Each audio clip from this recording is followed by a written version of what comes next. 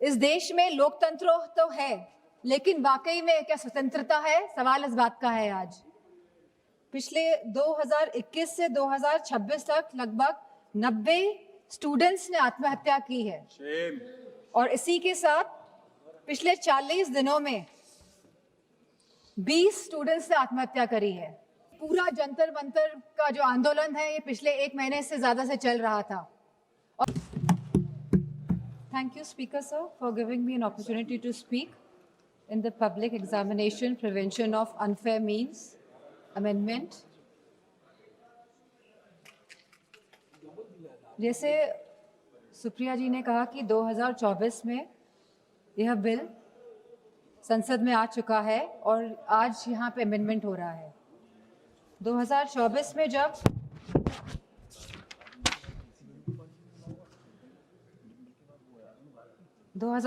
में जब एनटीए द्वारा परीक्षाएं कराई गई तो ये देखा गया कि यूजीसी नीट कैंसिल हुआ। एक दिन बाद जब उस परीक्षा करी गई, CSIR NEET, NET PG, CUET ये सब डिले हुए और कैंसिल हुए। इसके बाद सीबीआई इन्वेस्टिगेशन बैठी और आज तक उस इन्वेस्टिगेशन का क्या परिणाम निकला है ये नहीं पता है। तो हम चाहेंगे मंत्री से कि ये बताएं कि इसका क्या परिणाम निकला और कौन कौन लोग इसमें कन्विक्ट हुए। Government appointed an expert panel, made 101 recommendation, and the center assured the court on 2nd January 2025 it would implement all of them. इसके बावजूद भी 3 मई 2026 को नीट की परीक्षाएं हुई, 12 मई को परीक्षाएं रद्द हो गई और फिर सरकार ने री एग्जाम कराया 21 जून को। लेकिन सवाल इस बात का है कि जब 2024 में कानून बिल पास हो गया था तभी भी ये लीकेज क्यों हुई? ये जो 2024 के बाद भी जो ये लीकेज हुई है, कहीं एक षड्यंत्र तो नहीं है सरकार का? या तो ये षड्यंत्र है या तो सरकार के जो सिस्टम है इसमें परमानेंट लीकेज है। पिछले 2021 से 2026 तक लगभग 90 स्टूडेंट्स ने आत्महत्या की है। और इसी के साथ पिछले 40 दिनों में 20 स्टूडेंट्स ने आत्महत्या करी है। और मैं उन सभी का नाम यहाँ लेना चाहूंगी क्योंकि ये आंकड़े नहीं हैं अध्यक्ष जी, ये हमारे बच्चे हैं जिन्होंने अपनी जान गंवाई है इस शिक्षा सिस्टम प्रणाली की वजह से।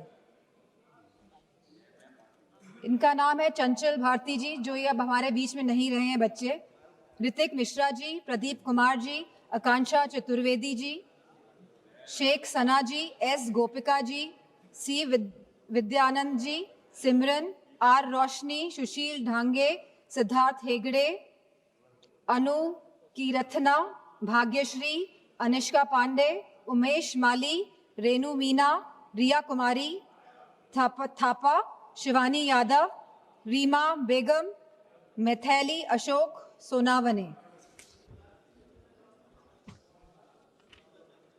आज हम सब इसी के साथ सलाम करते हैं, सराहना करते हैं, प्रशंसा करते हैं हमारे युवाओं की, हमारे छात्रों की, हमारे जेनजी की, उनकी हौसले की, उनकी हिम्मत की, जो इस शासन से, इस प्रशासन से डरे नहीं, जिन्होंने मुकाबला किया अहंकारी सरकार के आगे। ये पूरा जंतर मंतर का जो आंदोलन है ये पिछले 1 महीने से ज्यादा से चल रहा था और बहुत ही शांतिपूर्ण तरीके से चल रहा था। हर स्टेट से बच्चे आ रहे थे, जा रहे थे। 16 तारीख को इसमें अनशन भी करा गया। लगभग 37 स्टूडेंट्स अनशन पे बैठे और इसी के साथ सोनम वांगचुक जी भी इस अनशन पे बैठे। बहुत ही शांतिपूर्ण तरीके से पूरा आंदोलन चल रहा था। समाजवादी पार्टी को पूरा समर्थन था इस आंदोलन का और मैं कहना चाहूंगी कि हमारे सभी युवा समाजवादी पार्टी के सांसद इस आंदोलन में गए, शरीक होने गए और ये कोई पॉलिटिक्स करने नहीं गए थे। जितने भी हमारे युवा सांसद और जितने भी सांसद और एमएलए गए थे, क्योंकि हम साथ खड़े होना चाहते थे इस देश के युवा के लिए, उनके हक के लिए, उनके अधिकार के लिए। इसीलिए हम सब जंतर मंतर पहुंचे। 18 जून को मैं भी जंतर मंतर गई, वहां पे सोनम वांगचुक जी से मिली, जो आंदोलन में बैठे थे, जो बिना कुछ खाए पिए, जहां उनको 16 दिन हो गए थे, अनशन पे बैठे हुए थे सभी बच्चे और सोनम वांगचुक जी। लेकिन 18 जुलाई को सरकार ने क्या किया? सवाल इस बात का है, जो लोग अहिंसा के साथ बैठे हुए थे, जो लोग गांधी जी के विचारों के साथ सत्य और अहिंसा की लड़ाई लड़ रहे थे, उनको आप लोगों ने सफेद कफन पहनाने का काम किया। 18 तारीख को आप लोगों ने उनको कफन पहनाने का काम किया और गांधी जी के विचारों को आप लोगों ने कहीं ना कहीं कफन पहनाने का काम किया। इस देश में लोकतंत्र तो है, लेकिन वाकई में क्या स्वतंत्रता है? सवाल इस बात का है आज। जिस तरह बच्चे आए 20 जुलाई को, और कहां से नहीं आए, हर प्रदेश से बच्चे आए, यूपी हो, बिहार हो, तमिलनाडु हो, आसपास के मध्य प्रदेश हो, सभी स्टेट से, बॉम्बे हो, सभी स्टेट से, सभी प्रदेशों से बच्चे आए, क्योंकि वो सब अपनी एकता दिखाना चाहते थे। क्योंकि ये लगातार पेपर जो लीक हो रहे हैं, लगातार जिस तरह का दौर चल रहा है आज, और लगातार जिस तरह सरकार आंखें मूंद के बैठी हुई है और जो सुन नहीं रही है, वो अपनी बात रखने आए थे सरकार से, वो अपनी भावनाओं को सरकार के सामने रखने आए थे। वो चाहते थे कि जो एजुकेशन मिनिस्टर है उनका रेजिग्नेशन हो, और तो कोई बात नहीं थी। सब अपनी एकता और अखंडता दिखाने आए थे। For a purpose they had come to Jantar Mantar. लेकिन सरकार ने उनके साथ क्या बर्ताव किया, सवाल इस बात का है। क्योंकि हम लोग भी उस आंदोलन में शामिल हुए। और क्यों शामिल हुए हम लोग? क्योंकि ये बच्चे आंदोलन में बैठे थे, क्योंकि हमारे देश के बच्चे आंदोलन में बैठे थे। हो सकता है हमारे बच्चे नहीं बैठे हो, हम किसी के भी, लेकिन बच्चे तो देश के थे, हमारे बच्चे थे। इसी भावना के साथ हम इस आंदोलन में गए कि हमको साथ देना है, नहीं तो हम अपना मुंह कैसे दिखाएंगे? हमारी अंतरात्मा क्या जवाब देगी? और ये आत्मा की जवाब जो हम दूसरों को नहीं देना चाहते थे, हम खुद को हमको जवाब देना था। इसीलिए हम सब गए। लेकिन जो बर्बरता देखी गई सड़कों पे, उसका बयान नहीं किया जा सकता है। आपने बैरिकेडिंग लगा दी 100-100 मीटर पर, और बच्चों को आपने वहां पे ट्रैप कर दिया, और फिर वहां पे आपने लाठियां बजाई बच्चों पे, उनके सर फोड़े गए, बेटियों के कपड़े जानबूझ के फाड़े गए।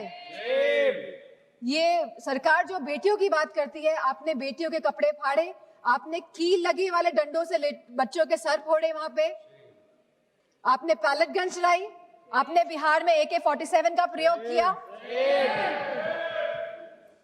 हम थे वहां पे, हमें पता है क्या स्थिति थी। किस फेयरलेसनेस के साथ, बिना डरे बच्चों ने सामना किया इस प्रशासन का, शासन का और सरकार का। बहुत बच्चे बेहोश हो गए, बहुत बच्चों के सर से खून निकल रहा था। They were feeling humiliated. I could feel their pain because I was there. और मैं समझती हूँ जितने भी लोगों ने, जितनी भी माताओं ने, और मैं समझती हूँ पुरुषों ने भी ये रील्स देखी है इंस्टाग्राम में, सोशल मीडिया के माध्यम से, जो भारतीय जनता पार्टी के लोग छुपा नहीं पाए अपनी गोदी मीडिया द्वारा। तो सबका दिल कहीं ना कहीं आहत हुआ। सबको चोट पहुंचाने का काम भारतीय जनता पार्टी की सरकार ने किया है इस आंदोलन को लेके। और जिस तरह से बेटियां इस ट्रॉमा से गुजरी हैं, वो बोल नहीं पा रही थी ठीक से, वो सांस नहीं ले पाई थी ठीक से।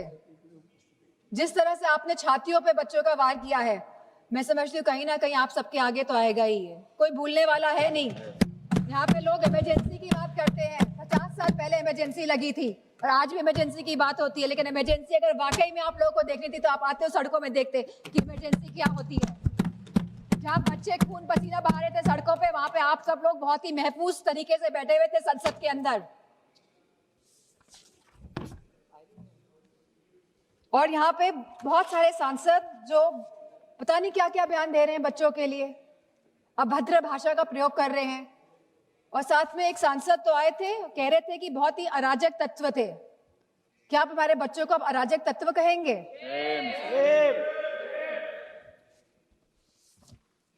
यहाँ पे जो सांसद है वो तो डर के मारे इधर से उधर हो रहे हैं। सरकार को डिलिमिटेशन बिल पास कराना है तो दबाव बनाया जा रहा है सब पे कि आप इधर हो जाइए, आप उधर हो जाइए, लेकिन आप लोग बच्चों पे कोई दबाव नहीं बना पाए। और हमें बहुत फक्र है इस बात का कि हमारे बच्चे झुके नहीं आपके आगे, इस सरकार के आगे नतमस्तक नहीं हुए। आप लोग तो अमेरिका वालों के सामने नतमस्तक होके आ गए। लेकिन हमें फक्र है कि हमारे बच्चे लड़े और इस लड़ाई को जीते। और मुझे खुशी इस बात की है कि समाजवादी पार्टी पूरी तरह से यूथ के साथ, छात्रों के साथ खड़ी रही और आगे भी हमेशा खड़ी दिखाई देगी।